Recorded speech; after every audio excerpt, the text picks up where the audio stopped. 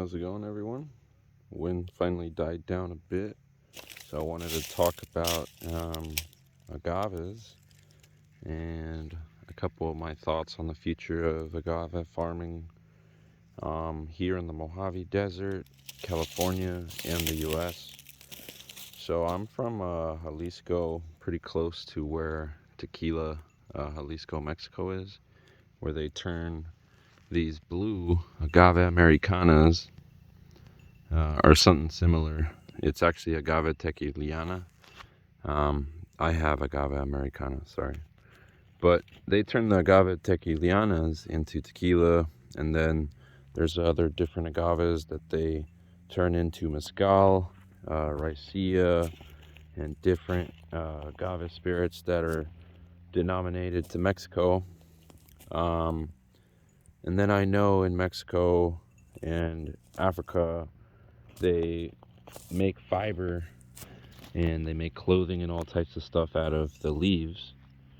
Um, Lots of people cook with them now in America, which we do a lot in Mexico because they use them for different types of barbecuing. Um, but a couple different points that I wanted to talk about were just that, I think that America is just really ripe for agave development and farming. And here in America, we're not going to be able to develop tequila or mezcal or different, Mexican denominated agave spirits, but we can definitely produce, lots of really cool varieties that, haven't really been explored yet. So, tequila and mezcal is kind of just like the tip of the iceberg with the agave spirits, because there's, if you know a little bit about math and permutations and combinations, I know that there's around 80 different types of agaves that you could distill. I have 20 here at the farm that I know that they're distillable. But out of those 80 combinations, you should be able to develop, hundreds of thousands of combinations. And then, for instance, that would be their own separate tequila or mezcal variety, right? But then everybody's going to produce those in different ways, so then there's even more variety, right, in between that.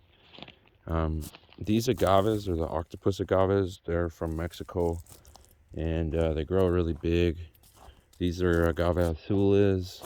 We got over here artichoke agaves. These artichoke agaves are really interesting to me because they were what do you call it, something similar to the compact agaves that the Hohokam Native Americans were distilling here in southwestern America.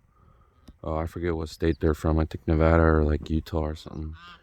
But they distilled hundreds of thousands of agaves. They found fields of like 300,000, if I remember correctly, or 100,000 different types of agaves, or evidence of it.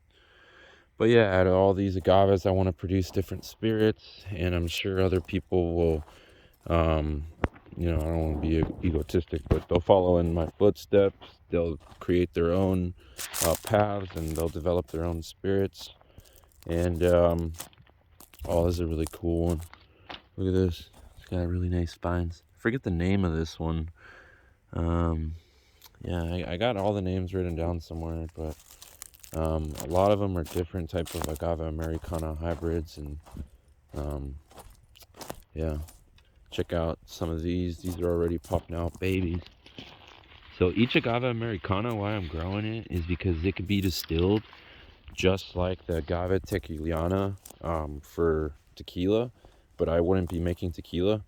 But then I can follow the footsteps of my family and different people I know that have made tequila, and I've seen how they make it, and make a similar spirit. So it would be a California agave spirit, similar to tequila. But then the interesting part about it is that these can be giant. They can get like 10 feet wide.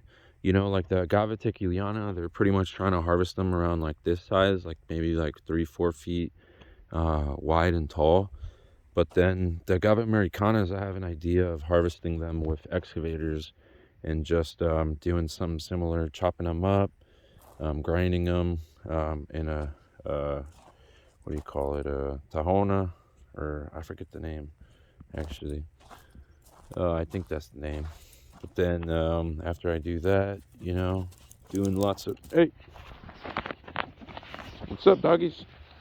But yeah, getting into the development of the spirits. But then, I think there's a large market here in America for organic fibers of different types. Now that people are trying to grow cotton less here and trying to grow hemp now, and I think these organic fibers are going to be used in lots of different ways. So you could use, for instance, the penca or the pineapple that these develop to create spirits, and then maybe there'll be a market that we develop or someone else for the leaves, and then we can make like different types of stuff out of that, as kind of like hemp people do. There's a specific agave that's super amazing for the fiber. I think it's called Sisal agave, and they grow a lot of it in Mexico, but I think it's mainly grown in like Africa, because then now they got it really popular over there. But yeah, another thing that I think is big about agave farming in America and the future of it is that like in California, we're all looking to get more drought tolerant plants in the ground, and we're looking for perennials that can withstand drought a little bit better. Like you're not gonna maybe have guaranteed water every year, so you might want to, for instance, grow agave, because if they cut your water one year, it's not gonna die on you, and then the next year when they give your water back, you can have a really prosperous agave plant. And what we're trying to do is use a lot of mulch and different tree waste and stuff to surround the agave and create its soil up and make it stronger to withstand those droughts. So you could do stuff like that. But the other thing is California. So the water is huge, right? We're kind of screwed. But then in California, we grow a lot of wine. The number one crop grown, I think, in money and volume is grapes. So then these grapes, there's a huge amount of infrastructure here and people that love developing already wine. And I think that, as water restrictions keep on coming, they might be receptive to growing agave, maybe one type or different types of it, and I'm definitely trying to tell a lot of people about growing it, and then, trying to work with other people. I know there's other agave spirit growers that are like richer than me and more advanced. Well, I don't know about more advanced, but they're definitely like more wealthy. What do you call it? There's a guy in NorCal. He's already developed some California agave spirits, which is really cool because he's done it at scale. Like I've only developed, I've harvested, grinded, and roasted Oaxacan style, so how they make mezcal, 5 different agaves, and made, 7 different bottles out of that. But I haven't made anything at scale, and those are really good. I've tried 3 of them, and I haven't opened 4. So then, I know already that other people are developing the spirits. There's just gonna be, we got to develop the market. The market is really non-existent. We're importing all our tequila and all our mezcal. So, hey, calm down, guys, calm down. Take it to play, but no fighting. But yeah, I think the future of agave farming in America is really strong. In the southwestern region, you might not be able to grow this in Washington or the East Coast or the South. Well, actually, some of the varieties for sure. Like, I have varieties like the Agave Americana. This shit could be snowed on. It could take 0. It could take 120. So I'm sure there's some people that might be able to figure out a way to grow them outside of the southwestern USA. But like a lot of these varieties. Woo, it's getting cold. But then the other thing about agave farming is that, they're used a lot in landscaping. So then all the pups they create, like for instance, if you plant one agave, like an agave americana, you might get 100 within its lifetime pups that can each be resold and replanted and created more spirits or more fiber or whatever you're doing. And then, for instance, what I'm doing is letting some of these go to seed, some of the larger ones, so that I could collect seed, because one agave, if it goes to seed, it could give you, 5,000-10,000 seeds, and you can get 5,000-10,000 agaves in a little mini greenhouse, if you produce or if you're developing that seed.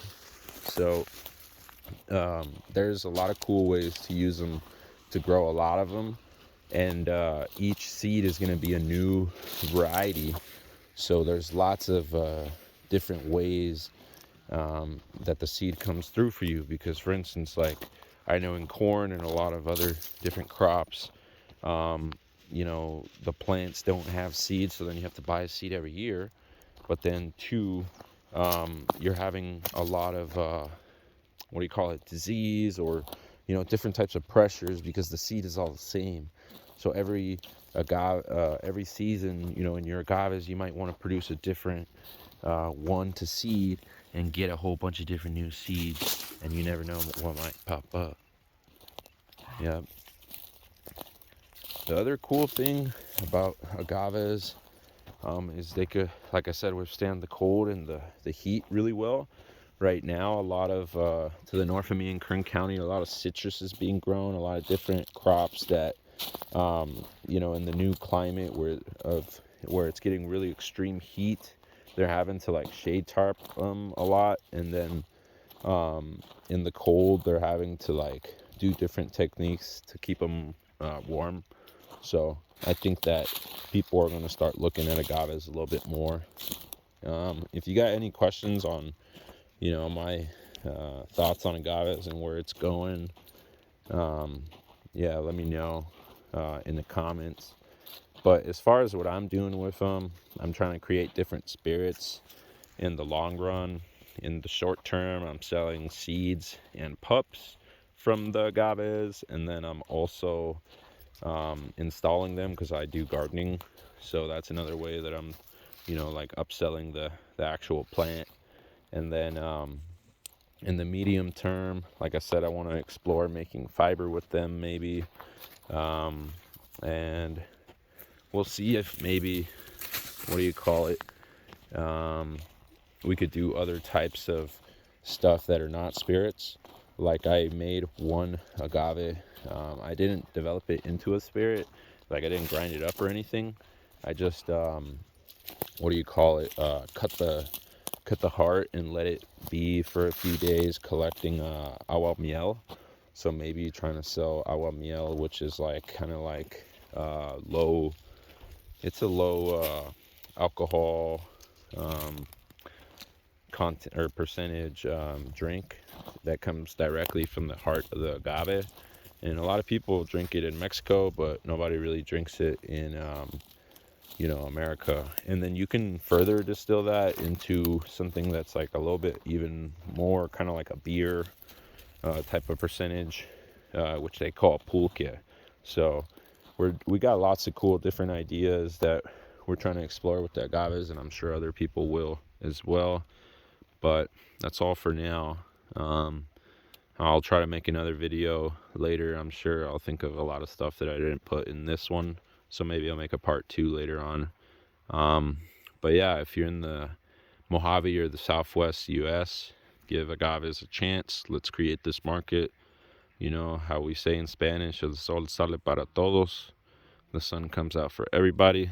So I'm trying to let people know I'm doing this, so hopefully a couple other people do it and we start creating this market.